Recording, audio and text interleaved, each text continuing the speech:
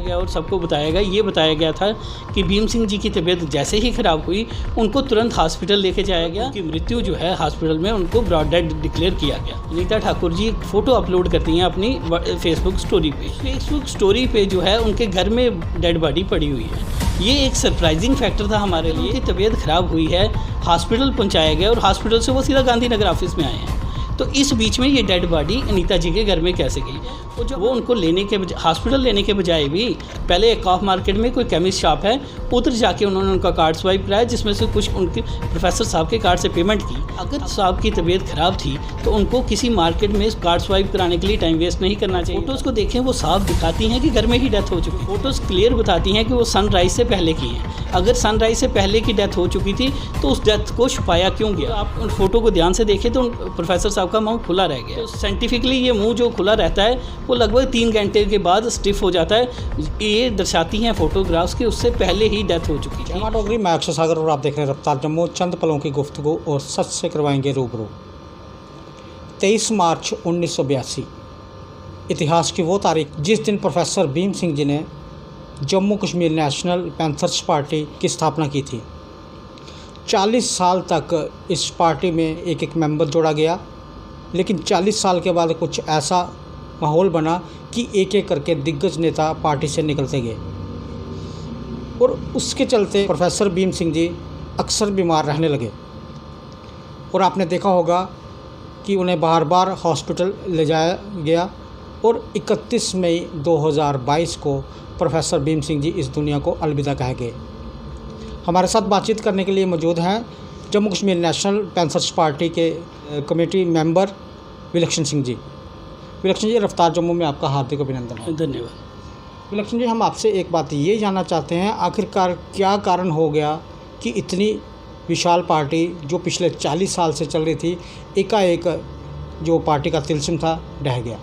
देखिए, जो पार्टी काफ़ी देर से थी, इस पार्टी के 4 एमएलए भी थे, गवर्नमेंट में हम जो हैं 2 हमारे मिनिस्टर्स भी रहे, लेकिन कोई जो कोऑर्डिनेशन की कमी रही या क्या कमी रही जिस वजह से ये थोड़ी सी जो अपोजिशन में आके इस तरीके से कोऑर्डिनेशन की कमी के कारण ही मैं समझता हूँ कि ये पार्टी में जो बिखराव आया है और उस बिखराव को हमें अब समेटने की ज़रूरत है, क्योंकि प्रोफेसर भीम सिंह जी हमारे बीच में नहीं रहे। तो अब हमारी जिम्मेवारी अब जो ज़्यादा बनती है, जितने भी वर्कर्स हैं उनकी जिम्मेवारी ज़्यादा बनती है कि सब एक दूसरे को साथ में लेके चलें, ताकि भीम सिंह जी का जो सपना था वो हम पूरा कर सकें और इस पार्टी को फिर से यूनाइट कर सकें। विलक्षण जी, प्रोफेसर भीम सिंह बीमार थे, कई बार उन्हें जम्मू के कई हॉस्पिटल्स में ले जाया जाता था। कोई भी परिवार का सदस्य अगर बीमार हो जाता है तो लोग सोचते हैं इसे बाहर ले जाया जाए। क्या कारण हो गया कि उन्हें बाहर के हॉस्पिटल में नहीं ले जाया गया? देखिए, जो उनकी तबीयत लास्ट के दिनों में जो है काफ़ी ख़राब रही, जिस वजह से हमने कोशिश की, एयर एम्बुलेंस के लिए भी हमने ट्राई की, लेकिन उनका ये कहना था कि जब तक डॉक्टर लिख के नहीं देंगे ये फ़िट फॉर ट्रैवल हैं तब तक इनको नहीं लिया जा सकता बाहर। और उनका जो डिस्चार्ज हुआ, जब वो थोड़े फिट हुए 29 को, और 2 दिन बाद ही उनका इंतकाल जो हो गया, जिस वजह से उनको बाहर नहीं ले जा सका। अदरवाइज़ हमारे जो पार्टी के मेम्बर्स थे, हमारे रिलेटिव्स थे, उन्होंने एम्स में पूरी की थी कि तैयारी कि उनको एम्स में एडमिट कराया जाए, लेकिन फ़िट फॉर ट्रैवल नहीं होने की वजह से वो उनको दिल्ली नहीं लिया जा सका। एक बात हम आपसे जानना चाहते हैं कि जैसे ही प्रोफेसर भीम सिंह जी की मृत्यु होती है उसके कुछ दिन के बाद परिवार के सदस्य सामने आते हैं और एक इल्ज़ाम लगाते हैं, कुछ फ़ोटोएँ दिखाते हैं कि प्रोफेसर भीम सिंह जी का निधन नहीं हुआ है, उनकी हत्या हुई है। जो वो बात रखी गई उस पर क्या कार्रवाई हुई? कि पहले तो मैं ये क्लैरिफाई करना चाहूँगा कि सब ये किसी ने नहीं कहा कि हत्या हुई है, सिर्फ सब ने कहा है कि सस्पिशन अराइज़ होता है उनकी डेथ को लेके। वो क्यों होता है? क्योंकि जो हमें बताया गया और सबको बताया गया, ये बताया गया था कि भीम सिंह जी की तबीयत जैसे ही ख़राब हुई उनको तुरंत हॉस्पिटल लेके जाया गया और जो है उनकी मृत्यु जो है हॉस्पिटल में उनको ब्रॉड डेड डिक्लेयर किया गया। तो सभी ने ये विश्वास किया। तो जब बॉडी भी लाई गई, एक दिन बॉडी गांधीनगर में रही, किसी ने कुछ नहीं किया। अगर किसी की मंशा गलत होती तो उस वक्त भी कर सकता था। नेक्स्ट डे क्रिमेशन हुई, उस दिन भी किसी ने कुछ नहीं किया। लेकिन जब तीसरे दिन क्या निकल के आता है, अनीता ठाकुर जी एक फ़ोटो अपलोड करती हैं अपनी फेसबुक स्टोरी पे। उस फेसबुक स्टोरी पे जो है उनके घर में डेड बॉडी पड़ी हुई है। ये एक सरप्राइजिंग फैक्टर था हमारे लिए कि अगर उनकी तबीयत ख़राब हुई है, हॉस्पिटल पहुंचाया गया और हॉस्पिटल से वो सीधा गांधीनगर ऑफिस में आए हैं। तो इस बीच में ये डेड बॉडी अनीता जी के घर में कैसे गई, और जब हमने माइन्यूटली उसको स्टडी किया, बंसीलाल शर्मा जी थे और मैं थे, दोनों की ड्यूटी लगाई गई कि इसको स्टडी करने की। जब माइन्यूटली स्टडी किया, हमने पीएसओ से कंफर्म किया, तो पीएसओ ने हमें ये बताया, एक जो पीएसओ बताता है कि मुझे फ़ोन आया और मैं 7:30 बजे पहुंचा, तो उनके मुंह पे कोई पट्टी नहीं थी। हमें ये बताया गया, पीएसओ कहता है कि उनको बताया गया कि साहब की तबीयत ख़राब है, इनको हॉस्पिटल पहुंचाना है। जो ड्राइवर है उसने भी यही कहा कि मैडम ने हमें बताया कि साहब की तबीयत ख़राब है, हॉस्पिटल पहुंचाना है। लेकिन हुआ क्या, वो उनको लेने के हॉस्पिटल लेने के बजाय भी पहले एक ऑफ मार्केट में कोई केमिस्ट शॉप है, उधर जाके उन्होंने उनका कार्ड स्वाइप कराया, जिसमें से कुछ उनके प्रोफेसर साहब के कार्ड से पेमेंट की। अगर साहब की तबीयत ख़राब थी तो उनको किसी मार्केट में कार्ड स्वाइप कराने के लिए टाइम वेस्ट नहीं करना चाहिए था, और उसके बाद जाके वो हॉस्पिटल में जाते हैं। लेकिन अगर आप फ़ोटोज़ को देखें, वो साफ दिखाती हैं कि घर में ही डेथ हो चुकी थी। सर, जिस तरह से आप कह रहे हैं कार्ड स्वाइप कराया, हो सकता है शायद उस समय घर पे इतने पैसे ना हो, इसलिए कार्ड स्वाइप कराया गया हो। अच्छा, सनातन धर्म में हम देखते हैं कि जब भी किसी की मृत्यु होने वाली होती है, उसे हम फटाफट ज़मीन पे लटाते हैं या उसका मुंह किसी तरीके से बांध देते हैं, हाथ में पैसे देते हैं, कुछ भी देते हैं। वैसी प्रक्रिया जो है उस फोटोज़ में दिखती हैं। तो ये देखिए, यही हमारा कहना है, अगर उनकी डेथ घर में हो चुकी थी, उन्होंने वो प्रक्रिया सारी कर ली थी, फिर पीएसओज़ और रिश्तेदारों के साथ झूठ क्यों बोला गया कि साहब की तबीयत ख़राब होने पे हॉस्पिटल ले जाया गया? ये पीएसओ को झूठ बोल के क्यों गाड़ी में बिठाया गया उनको कि तबीयत ख़राब हो रही है, जल्दी से हॉस्पिटल पहुँचाओ? यही चीज़ डाउट क्रिएट करती है। अगर उनके घर में डेथ हुई थी, वो बुला सकते थे। मेरी रियल सिस्टर जो हैं, जो भीम सिंह की भतीजी हैं, वो हार्डली 200 मीटर के डिस्टेंस पे रहती हैं। हर्षदेव जी का घर हार्डली 700-800 मीटर की डिस्टेंस पे है, लेकिन उन्होंने कॉल नहीं किया। वो फ़ोटो जो आप देख रहे हैं, जो फ़ोटोज़ क्लियर बताती हैं कि वो सनराइज़ से पहले की हैं। अगर सनराइज़ से पहले की डेथ हो चुकी थी तो उस डेथ को छुपाया क्यों गया? और आप उन फ़ोटो को ध्यान से देखें तो प्रोफेसर साहब का मुंह खुला रह गया है। तो साइंटिफिकली ये मुंह जो खुला रहता है वो लगभग 3 घंटे के बाद स्टिफ हो जाता है। ये दर्शाती हैं फ़ोटोग्राफ्स कि उससे पहले ही डेथ हो चुकी थी। जो ये सस्पिशन हमें इसीलिए राइज़ होता है क्योंकि हमें ये बताया गया कि जैसे ही तबीयत ख़राब हुई, कोई 7:30 बजे के करीब सीधे हॉस्पिटल लेके जाया गया। लेकिन फ़ोटोज़ कुछ और बोलती हैं कि घर में सारा जो विधि थी जो डेड बॉडी के साथ की जाती है वो की जा चुकी थी, और फ़ोटो भी साफ दिखाती हैं कि घर में ही नीता मैडम के घर में ही जो प्रोफेसर साहब डेथ थे। सर, आप वकालत करते हैं, विभिन्न तरह के केसेस कोर्ट में देखते हैं। आपको क्या लगता है कि अगर उनकी घर में मृत्यु हो गई लेकिन वहाँ पर बताया नहीं गया, हॉस्पिटल में जाकर वहाँ पर ब्रॉडेड डॉक्टर ने बोल दिया, क्या मंशा हो सकती है? देखिए, इसके बड़े से रीज़न हो सकते हैं। अब ये इंक्वायरी होगी, हमने पुलिस में ऑलरेडी कंप्लेंट फ़ाइल की है। अब ये पुलिस इनकी इंक्वायरी करेगी, क्योंकि जब उस टाइम पे इन्होंने किस को कांटेक्ट किया, किन किन लोग को वहाँ पे आए। हमें ये भी पता चला कि साहब के एक पुराने ड्राइवर थे, बाई सिंह थे, जो मौके पे आए, लेकिन ये दशा देख के वो चले गए। जब हमने उनसे कांटेक्ट किया तो वो कहते मैं मौके पे नहीं था, जबकि पीएसओ और ड्राइवर दोनों बोलते हैं वो मौके पे आए थे। वो भी इस एपिसोड से बचने की कोशिश कर रहे हैं। तो ये लोग जो भागने की कोशिश कर रहे हैं, ये कुछ दर्शाता है कि कुछ ना कुछ क्राइम उधर कमिट हुआ है। जो डेथ है वो नेचुरल नहीं है, या तो उनको नेग्लिजेंट रहे वो हॉस्पिटल लेने में, या उनको हॉस्पिटल लिया नहीं गया जानबूझ के और डेथ होने दी। ये इंक्वायरी का विषय है, ये इंक्वायरी से निकल के आएगा। हमारी सस्पिशन जो है उन फोटोग्राफ्स की वजह से हुई जो 2 दिन डेथ के बाद आई।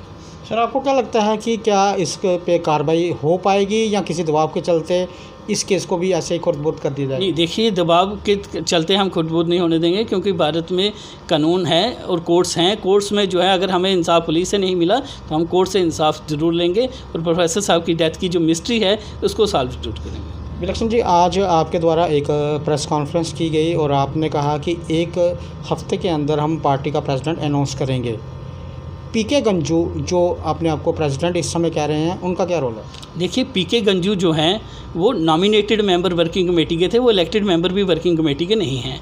तो जब कॉन्स्टिट्यूशन के मुताबिक जब प्रेसिडेंट को पावर दी गई थी कि जो प्रेसिडेंट है नॉमिनेटेड मेंबर वर्किंग कमेटी के चुन सकता है, और साथ साथ में वो अपनी सेक्रेटेरिएट भी चुन सकता है। अब प्रोफेसर साहब प्रेसिडेंट थे, उन्होंने चुने थे जो लोग, उनकी डेथ के साथ ही वो पावर्स चली गई। नए प्रेसिडेंट के पास आएंगी पावर्स अपनी जो सेक्रेटेरिएट चुनने की और नॉमिनेटेड मेंबर्स चुनने की। अब जो बॉडी बचती है, जो आज की डेट में एग्जिस्ट बॉडी करती है, वो सिर्फ इलेक्टेड वर्किंग कमेटी मेंबर्स की बॉडी है, और उसी बॉडी को इख्तियार है कि वो किसको नया प्रेसिडेंट चुनेंगे, और उस बॉडी को बिना कंसल्टेशन किए, बिना उसमें अपना जो मेजॉरिटी लिए, उन्होंने अपने आप को खुद ही तीसरे दिन, प्रोफेसर साहब की डेथ के तीसरे दिन, अपने आप को वर्किंग प्रेसिडेंट घोषित किया। वो असंवैधानिक है, हमारी पार्टी के कॉन्स्टिट्यूशन के टोटली अगेंस्ट है, और वो वर्किंग प्रेसिडेंट नहीं है।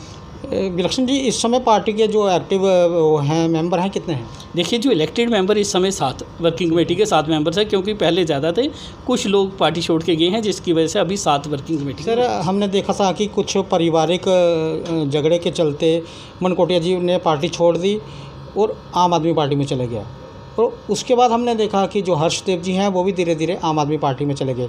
आपको क्या लगता है कि मनकोटिया जी पैंथर पार्टी में वापसी करेंगे? देखिए, हम कोशिश करेंगे कि सारे के सारे आएँ, क्योंकि हम चाहते हैं पैंथर पार्टी का परिवार जो बड़ा हो, यूनाइटेड हो।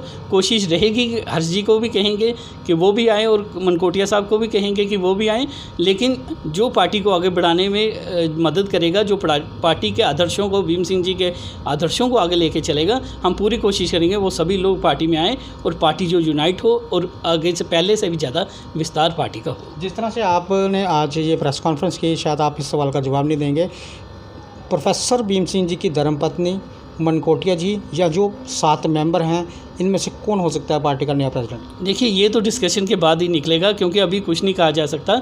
जो भी, जिसको भी वर्किंग कमेटी मेजॉरिटी के साथ बनाएगी वही प्रेसिडेंट होगा, तो इसमें कोई भी हो सकता है, लेकिन मनकोटिया साहब अभी नहीं हो सकते, क्योंकि वो पार्टी के मेंबर नहीं हैं। उनके बारे में मैं ये कह सकता हूँ, क्योंकि अभी तक वो आप में हैं, ऑफिशियली वो आपके मेंबर हैं। ठीक है, आप रफ्तार जम्मू के माध्यम से कोई संदेश देना चाहते हैं सर?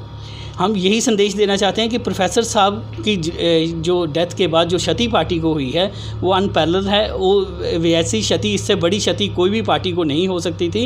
इस क्षति पूर्ति इसकी करना बहुत बेहद मुश्किल है। अगर हम इस पार्टी को चलाना चाहते हैं तो जितने भी पार्टी के वर्कर्स हैं सबको यूनाइटेड रहना पड़ेगा, सबको एकजुट होकर काम करना पड़ेगा, क्योंकि जम्मू की गरीबों की आवाज़ उठाने वाली यही पार्टी है। यही वो पार्टी है जो साहूकारों के पैसे से नहीं चलती, गरीबों के पैसे से चलती है। अगर गरीब जनता चाहती है कि उनकी आवाज़ उठाने वाली पार्टी जो है जम्मू में रहे, तो जनता को भी हमारा साथ देना होगा, और जो पार्टी की लीडरशिप है, पार्टी के वर्कर्स हैं, सबको यूनाइटेड रहना पड़ेगा, ताकि हम जो पार्टी को स्ट्रेंथन कर सकें और जो भीम सिंह जी का अधूरा सपना है उसको पूरा कर सकें। विलक्षण जी, बात करने के लिए बहुत बहुत धन्यवाद आपका। धन्यवाद Raftaar ji. Jammu Kashmir national panthers party के इलेक्टेड मेंबर हैं विलक्षण जी। इन्होंने आज एक प्रेस कॉन्फ्रेंस की और उसमें बताया गया कि एक हफ्ते के अंदर पार्टी के जो प्रेसिडेंट है वो बता दिए जाएंगे कि किसे बना रहे हैं, और जो पार्टी के कार्यकर्ता हैं, जो मेंबर हैं, उनसे इन्होंने आग्रह किया है कि आप एकजुट होकर फिर से एक बार हुंकार भरें, ताकि जो भीम सिंह जी का सपना है उसे पूर्ण किया जा सके। आगे भी देखते हैं रफ्तार जम्मू। जय जम्मू, जय भारत।